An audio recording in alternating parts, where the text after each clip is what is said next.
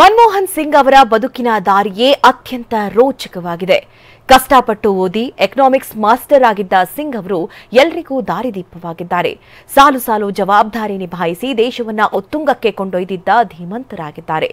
ಇದೆಲ್ಲವನ್ನ ನೋಡೋಣ ಮನಮೋಹನ್ ಚರಿತ್ರೆ ನ್ಯೂಸ್ ಟಾಪ್ 9 ನಲ್ಲಿ.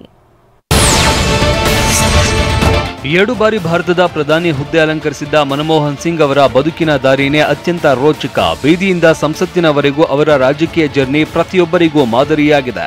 ನಾನು ಪ್ರಾಮಾಣಿಕವಾಗಿ ನಂಬುತ್ತೇನೆ, ಇತಿಹಾಸ ನನ್ನ ಮೇಲೆ ದಯೆ ತೋರುತ್ತೆ ಅಂತ 2ನೇ ಬಾರಿ ಪ್ರಧಾನಿಯಾಗಿ ತಮ್ಮ ಅವಧಿ ಮುಗಿದ ಮೇಲೆ ನಡೆಸಿದ ಸುದ್ದಿಗೋಷ್ಠಿಯಲ್ಲಿ ಹೇಳಿದ ಕೊನೆಯ ಮಾತು. Honestly believe that history will be kinder to me. ಮಾಜಿ ಪ್ರಧಾನಿ ಡಾಕ್ಟರ್ ಮನಮೋಹನ್ ಸಿಂಗ್ ಜನಿಸಿದ್ದು ಅವಿಭಜಿತ ಭಾರತದ ಪಂಜಾಬ್ ಪ್ರಾಂತ್ಯದ ಗಾಹ್ ಅನ್ನೋ ಗ್ರಾಮದಲ್ಲಿ. ಗುರ್ಮುಖ್ ಸಿಂಗ್ ಮತ್ತು ಅಮೃತ್ ಕೌರ್ ದಂಪತಿಯ ಮುದ್ದಿನ ಮಗ. ಸದ್ಯ ಮನಮೋಹನ್ ಸಿಂಗ್ ಹುಟ್ಟೂರು ಪಾಕಿಸ್ತಾನದಲ್ಲಿದೆ. 1947ರಲ್ಲಿ ದೇಶ ವಿಭಜನೆಯ ಸಮಯದಲ್ಲಿ ಮನಮೋಹನ್ ಸಿಂಗ್ ಕುಟುಂಬ ಭಾರತಕ್ಕೆ ವಲಸೆ ಬಂದಿತ್ತು. ಬಾಲ್ಯದಲ್ಲಿ ಕಷ್ಟದ ದಿನಗಳನ್ನ ನೋಡಿದ್ರು. ಬರಿಗಾಲಿನಲ್ಲೇ ಮೈಲಿಗಟ್ಟಲೆ ಶಾಲೆಗೆ ನಡೆದುಕೊಂಡು ಹೋಗ್ತಾ ಇದ್ರು. ಬರಿಗಾಲಿನಿಂದ ಶುರುವಾದ ಈ ಪ್ರಯಾಣ ಪ್ರಧಾನಿ ಪಟ್ಟದವರೆಗೆ ತಂದು ನಿಲ್ಲಿಸಿತ್ತು. ಮನಮೋಹನ್ ಸಿಂಗ್ ಅವರು ಮೆಟ್ರಿಕ್ಯುಲೇಷನ್ ಪರೀಕ್ಷೆಯನ್ನ 1948ರಲ್ಲಿ ಪಂಜಾಬ್ನಲ್ಲಿ ಪೂರ್ಣಗೊಳಿಸಿದ್ರು.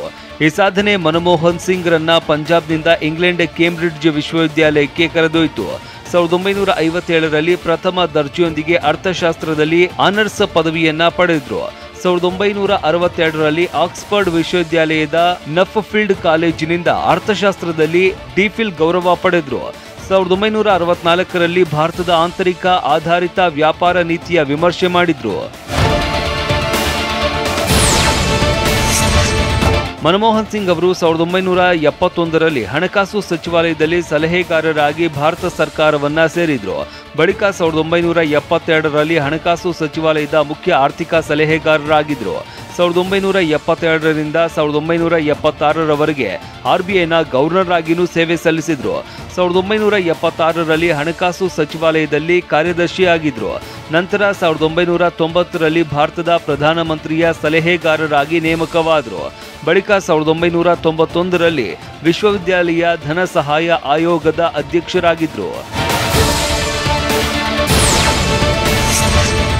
ಡಾಕ್ಟರ್ ಮನಮೋಹನ್ ಸಿಂಗ್ ಅವರು ತಮ್ಮ ರಾಜಕೀಯ ಜೀವನ 1991ರಲ್ಲಿ ಆರಂಭವಾಯಿತು.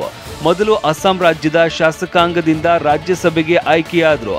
ಬಳಿಕ 1995, 2001, 2007 ಮತ್ತು 2013ರಲ್ಲಿ ಮರು ಆಯ್ಕೆಯಾದರು. 1994ರಿಂದ 2004ರವರೆಗೆ ಅವರು ಮೇಲ್ಮನೆಯ ಪ್ರತಿಪಕ್ಷದ ನಾಯಕರಾಗಿಯೂ ಸೇವೆ ಸಲ್ಲಿಸಿದ್ದಾರೆ. ಸಾಲು ಸಾಲು ಜವಾಬ್ದಾರಿ ನಿಭಾಯಿಸಿದ್ದ ಮನಮೋಹನ್ ಸಿಂಗಿಗೆ ಪ್ರಧಾನಿ ಪಟ್ಟ ಒಲಿದು ಬಂದಿದ್ದೇ ಅಚ್ಚರಿ. 2004ರ ಲೋಕಸಭೆ ಚುನಾವಣೆಯಲ್ಲಿ ಕಾಂಗ್ರೆಸ್ 145 ಸ್ಥಾನ ಗೆದ್ದಿತ್ತು. UPA ಮಿತ್ರ ಪಕ್ಷಗಳ ಬೆಂಬಲ ಕೈಗೆ ಅತ್ಯಗತ್ಯವಾಗಿತ್ತು. ಈ ಸಂದರ್ಭದಲ್ಲಿ ಸೋನಿಯಾ ಗಾಂಧಿಗೆ ಪ್ರಧಾನಿ ಆಗುವ ಅವಕಾಶ ಒಲಿದು ಬಂದಿತ್ತು. ಆದರೆ ಈ ಅವಕಾಶವನ್ನ ಕೈ ಅಧಿನಾಯಕಿ ತಳ್ಳಿ ಹಾಕಿದ್ದರು. ಆಗ ಮುನ್ನೆಲೆಗೆ ಬಂದದ್ದೇ ಪ್ರಣವ್ ಮುಖರ್ಜಿ ಹೆಸರು. ದೇಶದಲ್ಲಿ ಯಾರೂ ಊಹೆ ಮಾಡದ ಮನಮೋಹನ್ ಸಿಂಗ್ ಹೆಸರನ್ನ ಸೋನಿಯಾ ಗಾಂಧಿ ಘೋಷಿಸಿದ್ದರು.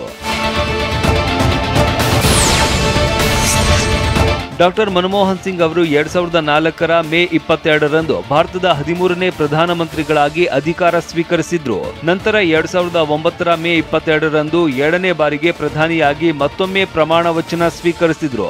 ಪ್ರಧಾನಿಯಾಗಿ, ವಿತ್ತ ಸಚಿವರಾಗಿ, ಆರ್ಥಿಕ ತಜ್ಞರಾಗಿ ದೇಶದ ಆರ್ಥಿಕತೆಗೆ ಮನಮೋಹನ್ ಸಿಂಗ್ ಕೊಟ್ಟ ಕೊಡುಗೆ ದೇಶವೇ ಸ್ಮರಿಸುತ್ತಿದೆ.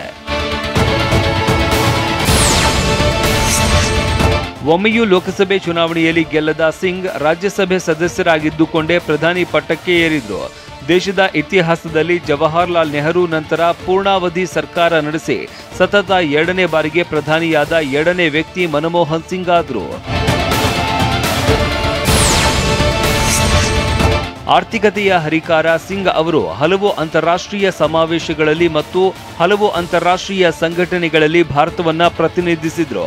ಅಲ್ಲದೆ 1993ರಲ್ಲಿ ಸೈಪ್ರಸ್ನಲ್ಲಿ ನಡೆದ ಕಾಮನ್ವೆಲ್ತ್ ಸರ್ಕಾರದ ಮುಖ್ಯಸ್ಥರ ಸಭೆ ಹಾಗೂ 1993ರಲ್ಲಿ ವಿಯೆನ್ನಾದಲ್ಲಿ ನಡೆದ ವಿಶ್ವ ಮಾನವ ಹಕ್ಕುಗಳ ಸಮಾವೇಶದಲ್ಲಿ ಪಾಲ್ಗೊಂಡ ಭಾರತೀಯ ನಿಯೋಗದ ನೇತೃತ್ವವನ್ನ ವಹಿಸಿದ್ದರು.